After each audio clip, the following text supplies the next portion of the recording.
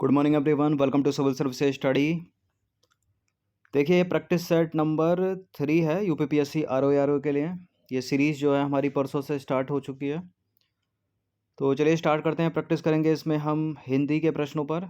प्रारंभिक परीक्षा में जो है हिंदी के 60 वैकल्पिक प्रश्न आते हैं और ये 60 प्रश्न 60 अंकों के होते हैं और ये 60 प्रश्न 6 टॉपिक से लिए जाते हैं। ये कौन कौन से टॉपिक हैं मैंने जो है कल के टेस्ट में आपको बता दिया है, जो टेस्ट 2 था इसका। इस टेस्ट सीरीज़ की जो पेड ग्रुप है हमारा आज से स्टार्ट हो रहा है। डिस्क्रिप्शन बॉक्स में नंबर है, उसको कॉल करके आप जो है ज्वाइन कर सकते हो। तो चलिए स्टार्ट करते हैं। इसमें प्रैक्टिस करेंगे हम 20 प्रश्नों की। तो पहला प्रश्न है, निम्नलिखित में से कौन सा वाक्य जो है शुद्ध है। पहला है, उसने अनेकों ग्रंथ लिखे।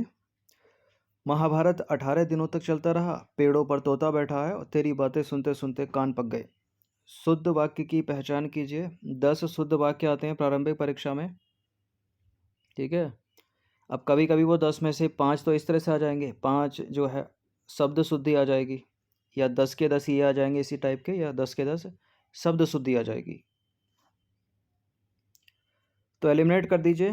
देखो, जो अनेकों वर्ड होता है, अनेकों शब्द जो है वो गलत होता है, ठीक है। अनेक हमेशा सही होगा। अनेकों जहाँ लिखा है उसको एलिमिनेट कर दीजिएगा। तो पहला गलत है, ठीक है। शुद्ध अपने को ढूंढना है तो पहला शुद्ध नहीं है। उसने अनेकों ग्रंथ नहीं, उसने अनेक ग्रंथ लिखे। महाभारत 18 दिनों तक चलता रहा या दिन तक चलता रहा?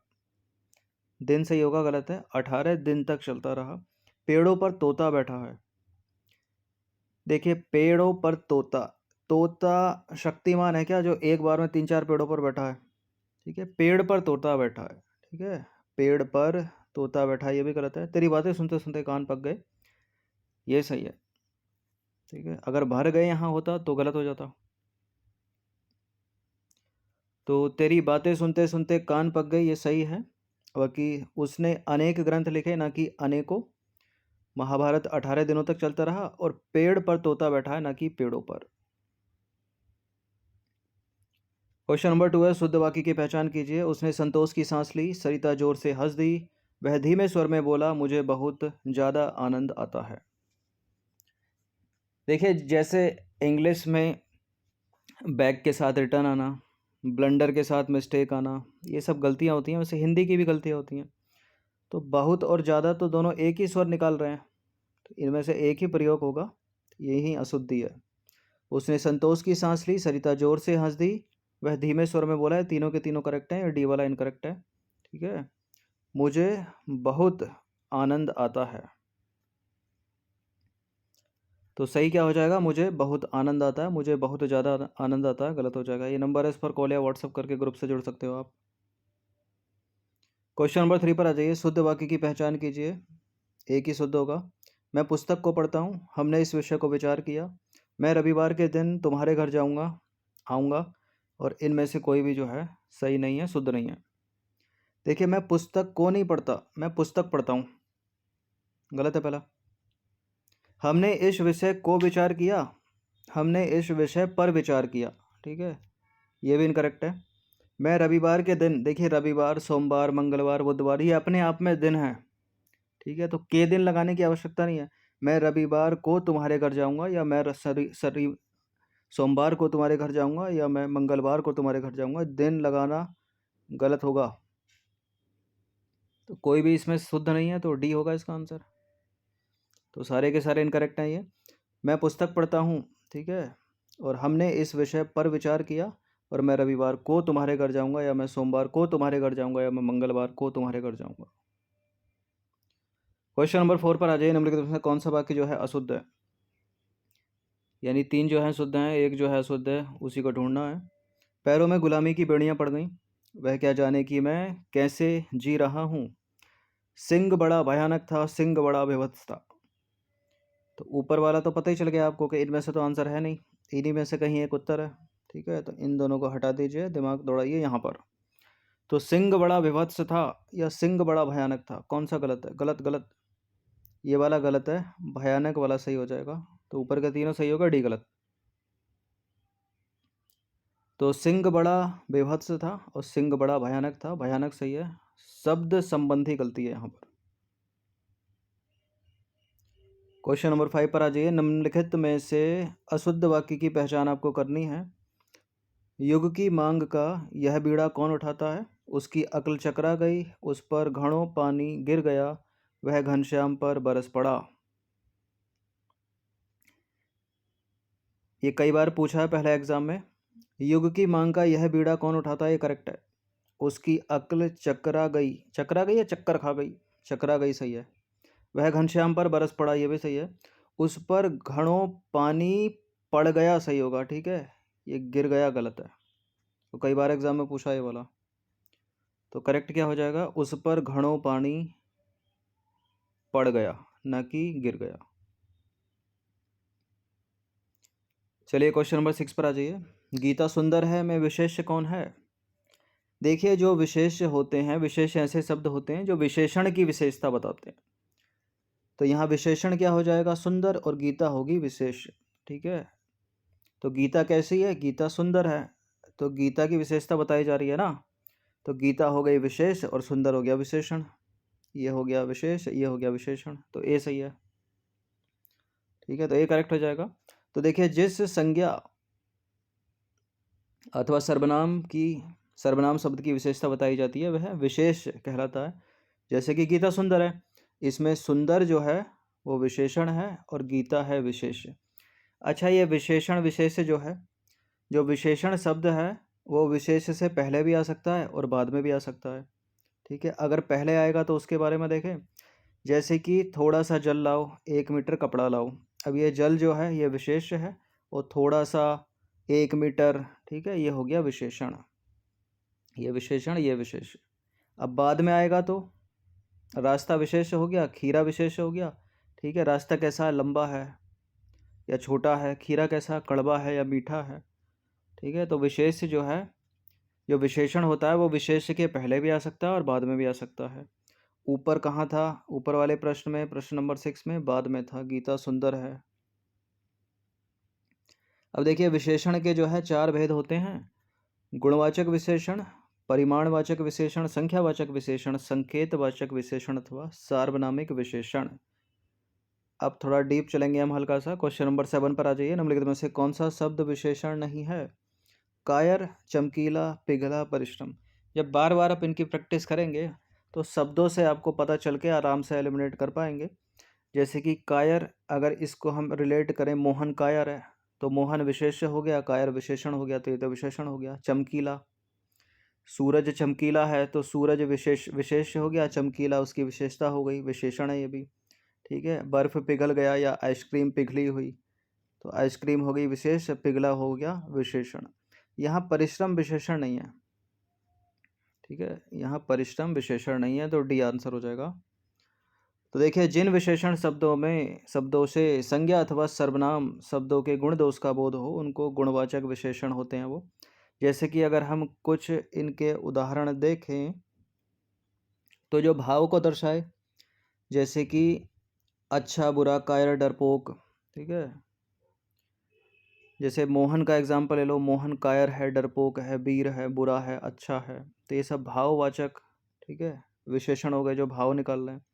अब रंग में भी लाल, हरा, नीला, पीला, काला, चमकीला, फीका, ये सब विशेषण है। कोई चीज़ मोटी, पतली है, सूखी है, गाढ़ी है, भारी है, गीला है, गरीब, अमीर, रोगी, स्वस्थ, पालतू है, ठीक है। कुत्ता पालतू है, वो उसकी विशेषता होगी। कुत्ता जंगली है, वो भी उसकी विशेषता हो गई, यानी विशेषण हो गया। अब आकार के तौर पर देखें तो गोल, सुडोल, नुकीला, समान बोला, ये सारे के सारे विशेषण हो गए। समय के दृष्टि में अगला, पिछला, दोपहर का समय, संध्या का समय, विशेषण है। भीतरी, बाहरी, कोई पंजाबी है, जापानी है, पुराना है, ताज़ा का वासी है, आगामी है, यह सब विशेषण है। भला, बुरा, सुंदर, मीठा, खट्टा, दानी, सच्चा, झूठा, सीधा, टेढ़ा, ये सब विशेषण है। दिशा संबंधी देखें तो उत्तर की दिशा, दक्षिण की दिशा, पूर्व की दिशा, पश्चिमी की दिशा, ये सब विशेषण है। क्वेश्चन नंबर 8 पर आ जाइए। अब इसके एग्जाम्पल लेके ये प्रश्न है, निम्नलिखित में से कौन सा विशेषण है? वाक्य में कौन सा विशेषण है? मेरे सूट में 3.5 मीटर कपड़ा लगेगा, क्या हो जाएगा इसमें? गुणवाचक विशेषण तो है, दिख नहीं रहा इसमें कोई। संख्यावाचक हो सकता है, लेकिन सबसे अच्छा होगा इसमें परिमाणवाचक विशेषण।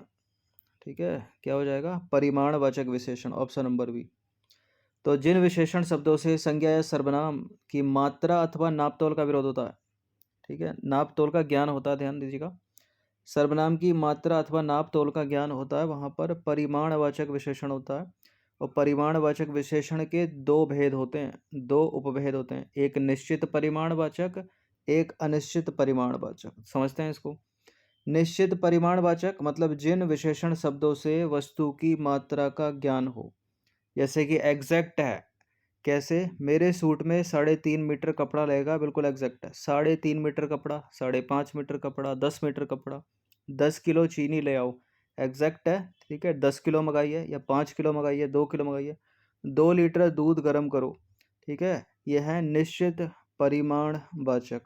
अनिश्चित परिमाणवाचक देखें तो जिन शब्दों से वस्तु की अनिश्चित मात्रा का पता चले वो अनिश्चित परिमाणवाचक विशेषण हो गए। जैसे कि थोड़ी सी नमकीन वस्तु ले आओ। अब थोड़ी सी कितनी? 1 चम्मच, 2 चम्मच, 1 कटोरा, 2 कटोरा।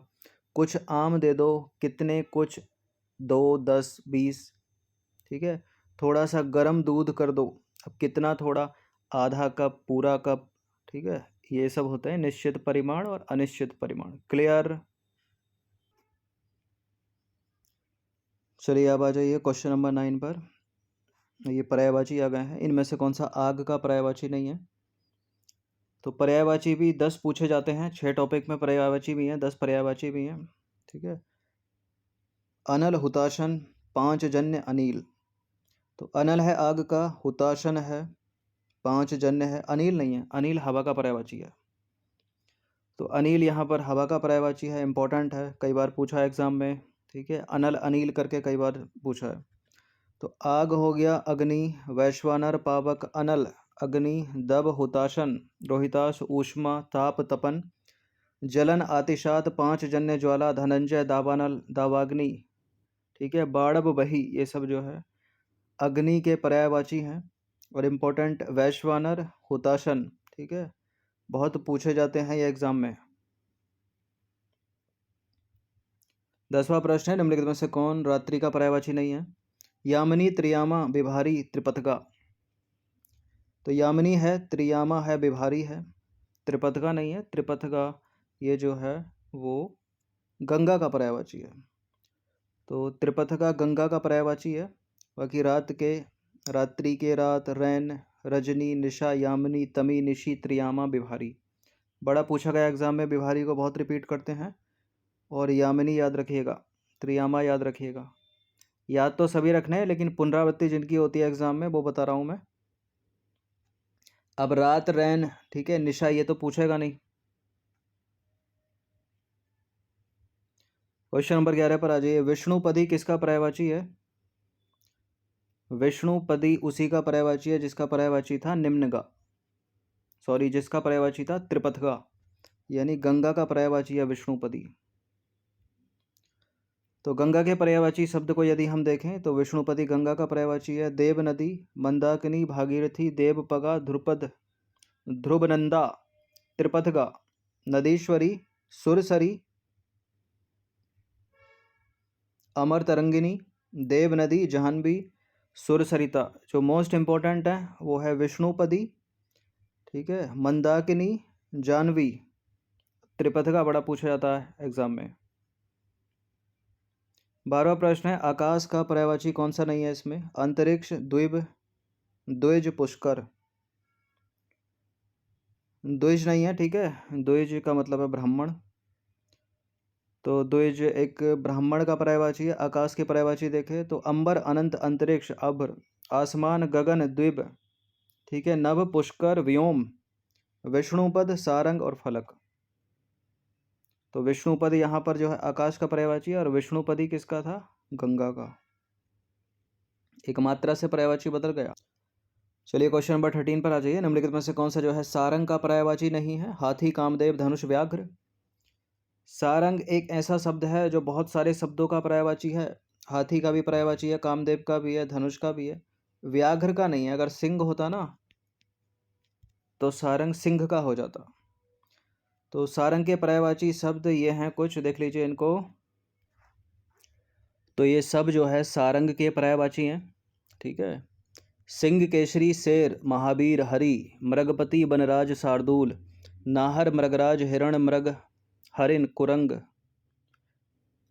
कुरंगम, चारुलोचन शेर चितकबरा सुंदर, सरस रशीला गज हाथी धनुष। ठीक है, ये ऑप्शन में थे। बाण तीर हल कामदेव, कोयल हंस चातक अश्व, घोड़ा सर्प सांप, मोर मयूर कपूर, चंद्र चंद्रमा और कबूतर। ये सब के सब सारंग के पर्यायवाची हैं, या सारंग जो है इन शब्दों से रिलेट करता है। तो सिंह हो जाएगा, व्याघ्र जो है वो नहीं होगा। नंबर 14 पर आ जाइए। नंबर में से कौन सा जो है कोयल के पर्यायवाची शब्दों का क्रम है? कोयल के पर्यायवाची बहुत इंपॉर्टेंट है, एग्जाम में पूछे जाते हैं, समीक्षा अधिकारी में भी पुनरावृत्ति इनकी होती रहती है। तो कोयल के पर्यायवाची तनुजा तो नहीं है कोयल का पर्यायवाची, तो इससे पूरा एलिमिनेट हो जाएगा।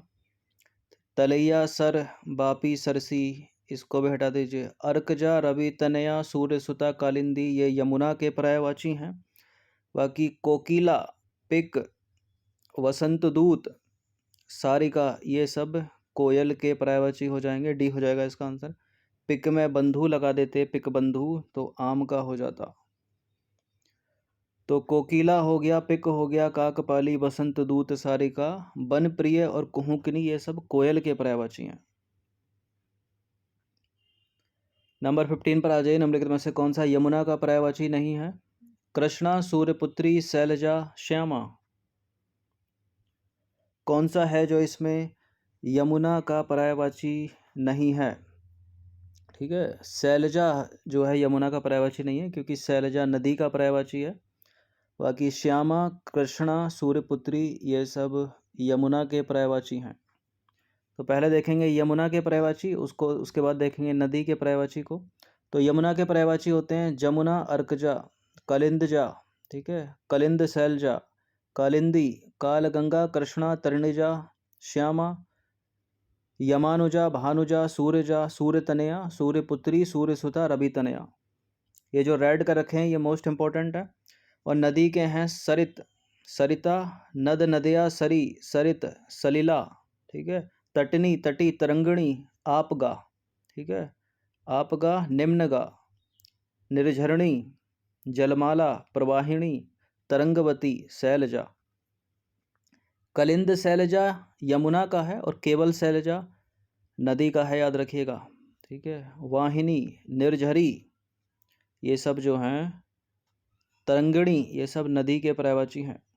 अच्छा, एक चीज़ को याद रखिएगा कि जो निम्नगा है वो नदी का पर्यायवाची है, और जो त्रिपथगा है वो जो है गंगा का पर्यायवाची है। इन दोनों को अलग अलग करके याद रख लीजिएगा, क्योंकि शायद टेस्ट नंबर जो 2 था इसमें, उसमें गलती से निम्नगा भी गंगा का पर्यायवाची मैंने बता दिया है। ठीक है, तो निम्नगा जो है याद रखिएगा, निम्नगा नदी का पर्यायवाची है, ऐसे याद रख लो ना, निम्नगा नदी, ना से नदी कर लो, और त्रिपथगा हो गया गंगा का पर्यायवाची।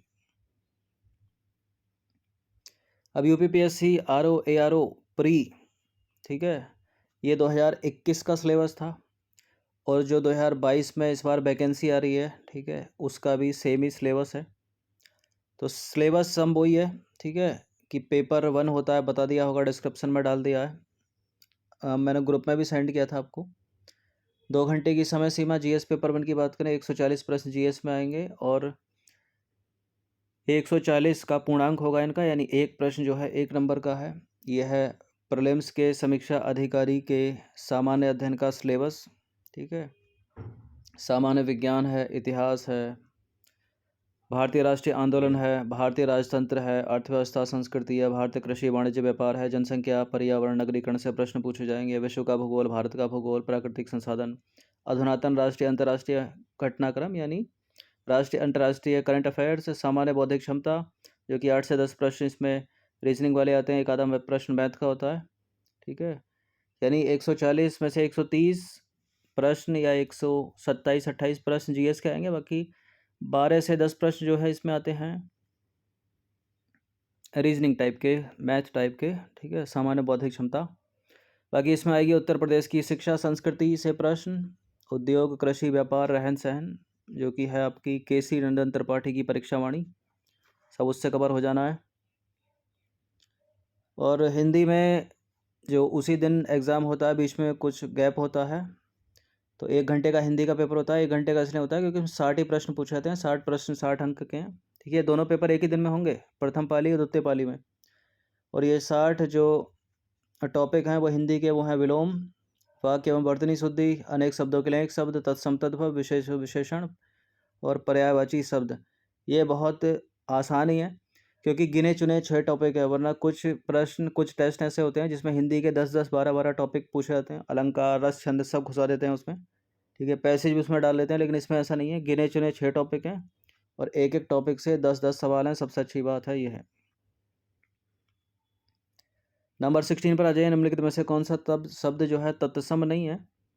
तो तत्सम तद्भव शब्द अगर आपने पढ़े हो, जो तत्सम के शब्द हैं सामान्य भाषा में इनकी डेफिनेशन दी जाए तो ये संस्कृत के शब्द होते हैं। जो तद्भव शब्द होते हैं वो सामान्य बोलचाल के शब्द होते हैं। तो इस तरह से रिलेट करके भी आप इनको करेक्ट कर सकते हो। कुछ अक्षर हैं जैसे कि जिन शब्दों में ये अक्षर होते हैं वो कम से कम 90% तत्सम शब्द होता है।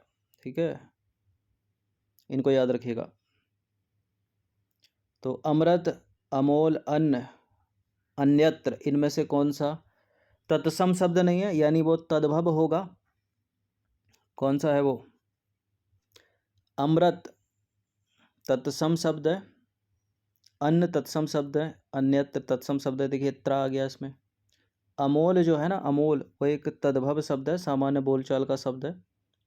तो अमोल एक तद्भव शब्द है, सामान्य बोलचाल का शब्द है। तत्सम तद्भव, ये इधर वाले हैं तत्सम, इधर वाले हैं तद्भव, यानी संस्कृत शब्द और ये हैं सामान्य बोलचाल के शब्द। जैसे अमृत का अमीय होना चाहिए, अन्यत्र का अनत तद्भव है, अन्न का अनाज तद्भव है, और जो अमोल ऊपर तद्भव था उसका तत्सम क्या हो जाएगा? अमूल्य।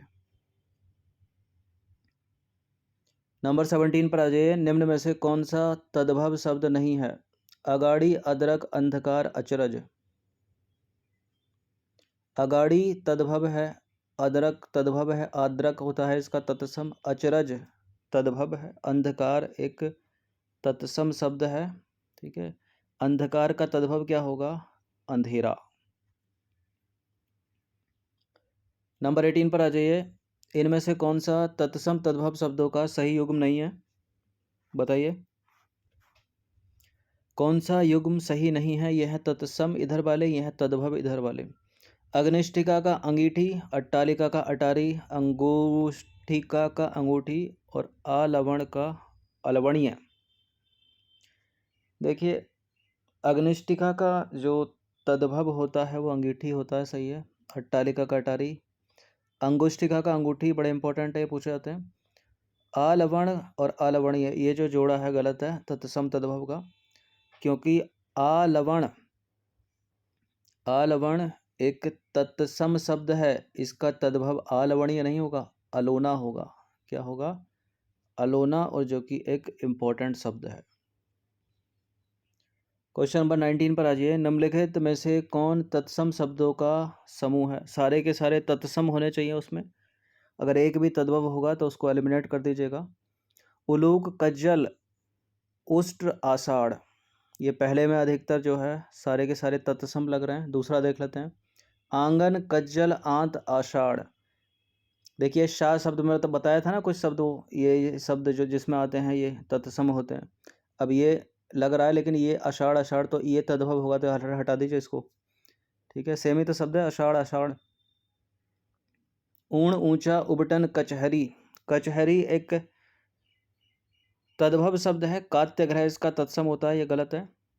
बाकी कुंभकार, कर्ण, यौवन, जमुना। जमुना तद्भव है, हटा दीजिए इसको।